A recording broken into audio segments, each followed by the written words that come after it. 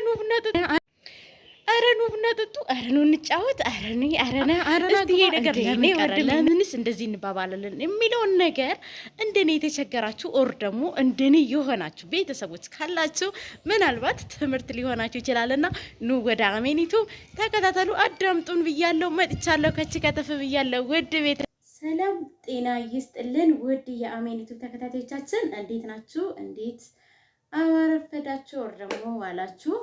ደህና ናችሁ ወይ? እኛ ጋር ሁሉ መልካም ነው፣ ሁሉ ሰላም ነው። ያው ወደ ማታ አካባቢ ስለሆነ ነው፣ ትንሽ ማታም አይባልም፣ ምሳ ሰዓት አካባቢ እየደረሰ ነው ይመስለኛል።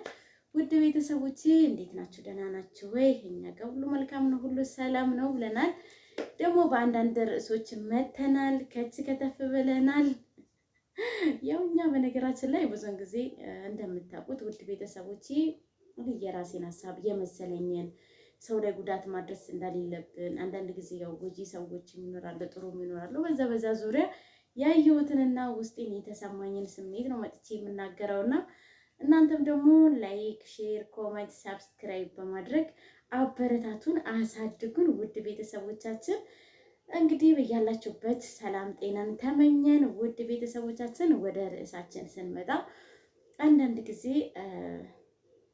አብረን ከምንኖረው ሰዎች ኦር ደግሞ ጎረቤት ብለን ከምንላቸው ሰዎች አንዳንድ ትምህርት መውሰድ ያስፈልጋልና አንዳንድ ጊዜ ትምህርት ሳንወስድ ትምህርታዊ ነገሮችን እንደ መጥፎ አድርገን የምንቆጥረው ነገር አለ። ማለት ይህ ምቀኝነት ነው ወይስ ምንድነው ብለን የምናልፈው ነገር አለና ሰው ልጅ ይጠቅማል እንጂ አይጎዳም። እና አንዳንድ ትምህርታዊ ነገሮች አስፈላጊ ነው ብለን የምንላቸውን ነገሮች መውሰድ ብንችል፣ መነጋገር ብንችል፣ በቃ ጎረቤት እንደመሆናችን አንዳንድ ነገሮችን ብንማማር የሚለው ሀሳብ አለኝ እኔ።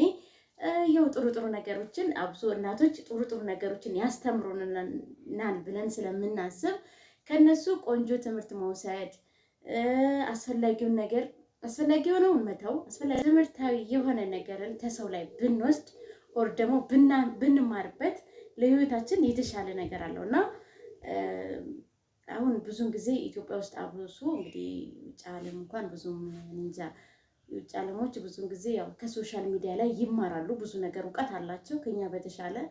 ማንንም ነገር የመማር የማወቅ ብዙም የዚህን አያስቸግራቸውም። ልጅ በማሳደግ ልጅ ቢታመምባቸው የሆነ ነገር ላይ ገብተው አይተው ነው በሕክምናም ዙሪያ ራሱ ትሎ አማክረው ነው። የኛ ደግሞ ብዙን ጊዜ ያው የሆነ ነገር ሲኖር እግዚአብሔር እንደዛ አይነት ይጠብቀን፣ ልጆቻችን ቢሞቅ ቢሉ የሆነ ነገር ሲሆን ብዙን ጊዜ ወጣቶች እንደዚህ አይነት ነገሮችን አያውቁም። ለሚጠቅም ነገር አሁን ለምሳሌ ከፍ ያለ ሰውና መካከለኛ እድሜ ላይ ያለው ስለ ልጅ ሊያውቅ አይችልም። ስለዚህ ስለ ልጅ ማወቅ የሚችለው ማን ነው?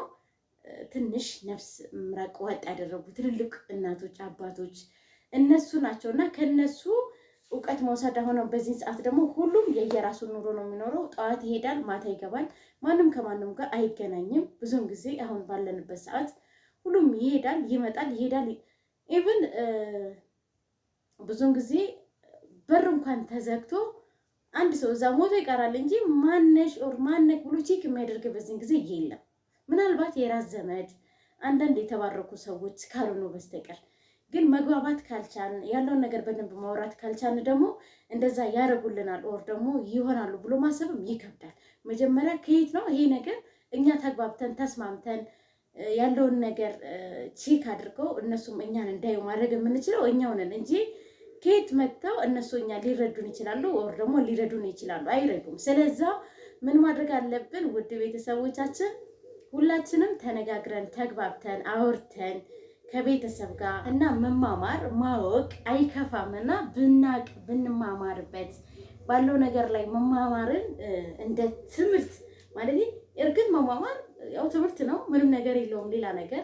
ግን አንዳንድ ጊዜ ሁሉንም ነገር እኛ እናውቃለን፣ ከእናቶችም ከአባቶችም ከአማችም ከምንም እናውቃለን ብለን የምንወስነው ነገር ጥሩ ላይሆን ይችላል። እኛ እኮ ማናውቀው ነገር ይኖራል።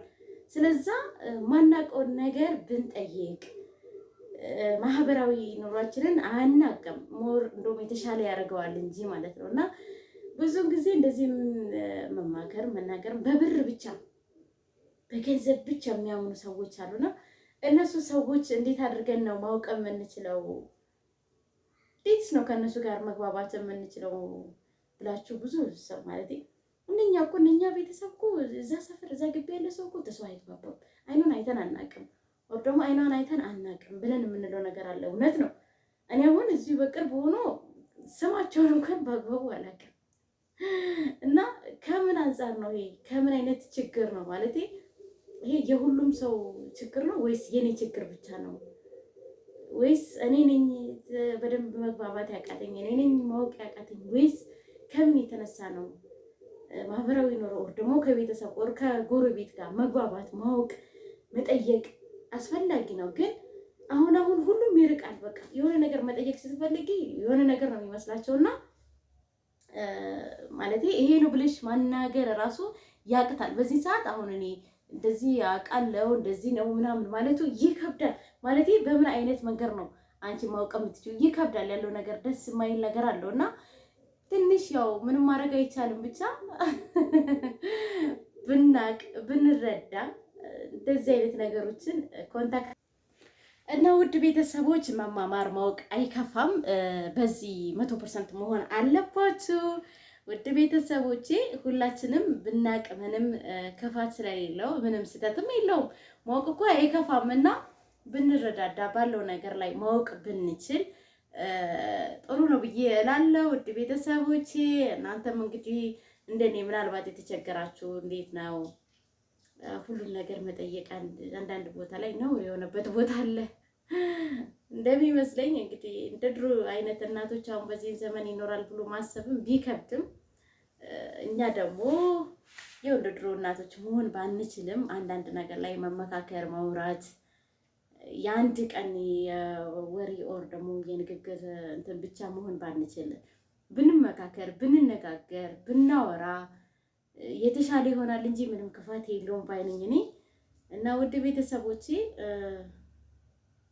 ምናልባት እርግጠኛ ነኝ በእኔ አሁን ባነሳሁት በትንሽ በጥቂቱ እንግዲህ የሆነ እናንተ ቤትም ያለ ይመስለኛል። ብዙን ጊዜ ኢቭን ልጆቻቸው ደጅ የማያውቁ ውጪ የማያውቁ በቃ ምንም ከጎረቤት ጋር መግባባት የማይፈልጉ ብዙ ሰዎች አሉና በራሳቸው ተማምነው ምንም ነገር ከጎረቤትም ይሁን ከምንም ይሁን ምንም የማይፈልጉ አሉ። እንግዲህ እነሱን ደግሞ ምን ማድረግ እንደሚቻል ባላቅም ግን ይሄ ባህላችን ነው። ደህና አደራችሁ ደህና ዋላችሁ መባባል ብንችል ብናቅበት ለብቻ እኔው ልብላ እኔ ልሞት ብቻ ባይሆን የተሻለ ነው ብዬ አስባለሁ። ውድ ቤተሰቦቼ እንግዲህ በያላችሁበት ሰላምና ጤናን ተመኘው። ውድ ፋሚሊዎቼ ሁላችሁም ደግሞ ላይክ፣ ሼር፣ ኮሜንት፣ ሰብስክራይብ በማድረግ ተባበሩን፣ ቤተሰቡን። እናንተ ካላሳደጋችሁን ማንም ሊያሳድገን አይችልም። ሰላማችሁ ይብዛልን።